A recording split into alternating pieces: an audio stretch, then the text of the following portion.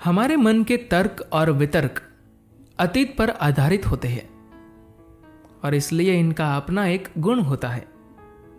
अपने खुद के गुण की वजह से वे सच्चाई को ठीक से पेश नहीं कर पाते। क्या ऐसे में हम अपने मन का इस्तेमाल करके सच्चाई को ठीक वैसे देख सकते हैं जैसी वो है? दर्पण की खूबी यह है कि उसका अपना कोई चेहरा नहीं होता। तर्क का अपना एक चेहरा होता है। एक बार अगर मन तर्कों के दोहरेपन से परे चला जाए तो ये दर्पण की तरह हो जाता है। मन का संबंध हमेशा अतीत से होता है, अतीत की उन चीजों से जो आपके भीतर इकट्ठी हो गई है। ये वर्तमान पल के बारे में नहीं सोचता। जब मैं मन कहता हूं तो मैं तार्किक मन की बात कर रहा हूं, किसी इंसान की बुद्धि का नहीं, प्रज्ञा का नहीं। जब आपको जीवन के भौतिक पहलुओं के मामले में एकत्र ज्ञान की जरूरत होती है, वहां मन ठीक तरह से काम करता है। लेकिन अगर आप इसका इस्तेमाल अपने जीवन को चलाने में करने लगे तो सब गड़बड़ हो जाता है। अभी आप जीवन की प्रकृति को अपने तार्किक दिमाग से समझने की कोशिश कर रहे हैं।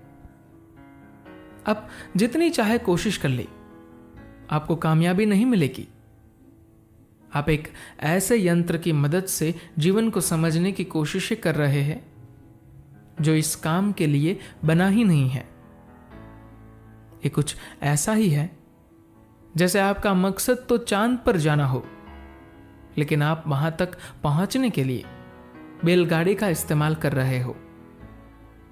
ऐसे में किसी ने आपको सलाह दे दी कि आप एक चाबुक ले ले और अपने बैलों को तेजी से चलाने के लिए उन पर इसका इस्तेमाल करें। आप अपने बैलों की जान तो ले सकते हैं, लेकिन अपनी मंजिल तक कभी नहीं पहुंच सकते। जब तक आपके पास कोई उचित वाहन नहीं होगा, आप चंद्रमा तक कभी नहीं पहुंच पाएंगे। बड़ी सीधी सी बात है ये। अगर आप प्रकृति के स्वभाव को समझना चाहते हैं तो आपको इस काबिल बनना होगा, या कम से कम बनने की कोशिश करनी होगी कि आप तार्किक मन की सीमाओं से परे जाकर देख सकें। केवल तभी आप जीवन की प्रकृति को अच्छी तरह से समझ सकते हैं। अगर ऐसा नहीं हुआ तो एक लंबी, उबाऊ और संघर्ष भरी यात्रा होगी, जिसके अंत में किसी मंजिल की प्राप्ति नहीं होगी। इससे आप किसी नतीजे पर नहीं पहुंच सकते। इससे समस्या और ज्यादा जटिल होगी। तार्किक दिमाग एक बुनियादी यंत्र है जिसकी मदद से आप सब कुछ करने की कोशिश कर रहे हैं, लेकिन असल में वह बस इस जगत के दोहरेपन को संभालने के काबिल है। एक प्राणी के तौर पर अगर आपके अंदर दोहरापन आ गया तो आप हमेशा संघर्ष करते रहेंगे। जिन चीजों को आप अलग अलग हिस्सों में बांट देते हैं, आप चाहे जो कर ले, उन्हें फिर से साथ नहीं ला सकते।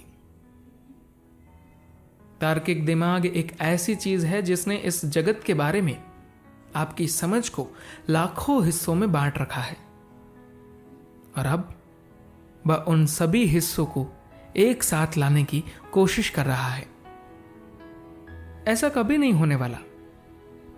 आप इसका जितना ज्यादा इस्तेमाल करेंगे, ये आपके भीतर उतना ही ज्यादा तनाव पैदा करेगा।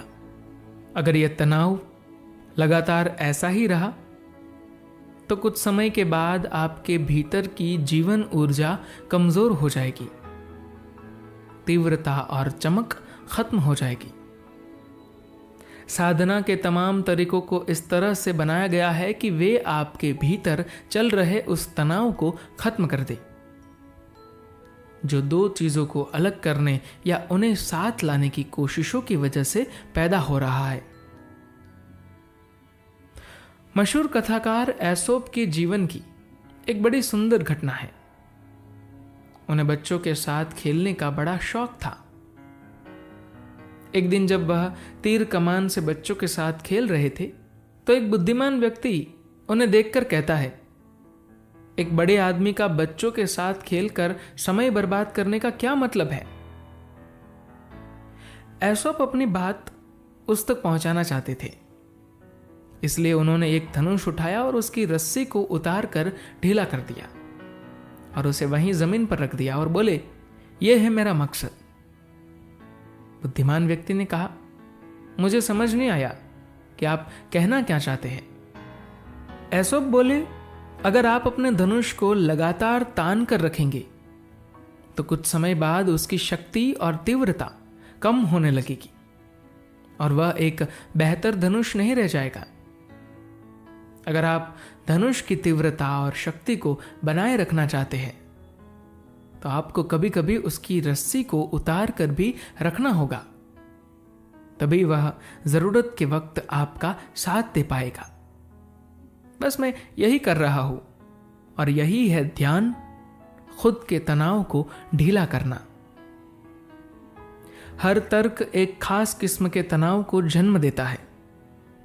अगर तर्क है तो वाद विवाद की गुंजाइश होगी।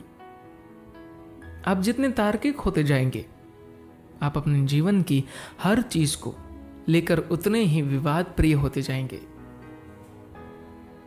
ध्यान ऐसा तरीका है जो इस तरह के तनावों को दूर करता है। कुछ समय के लिए अपने मन को बस यूं ही रहने देने में, बिना किसी तर्क के बस उसे ऐसे ही खाली छोड़ देने में ध्यान आपकी मदद करता है। अगर आपका मन बस यूं ही रहना सीख लेगा तो वह एक दर्पण की तरह हो जाएगा। दर्पण की खूबी यह है कि उसका अपना कोई चेहरा नहीं होता। तर्क का अपना एक चेहरा होता है।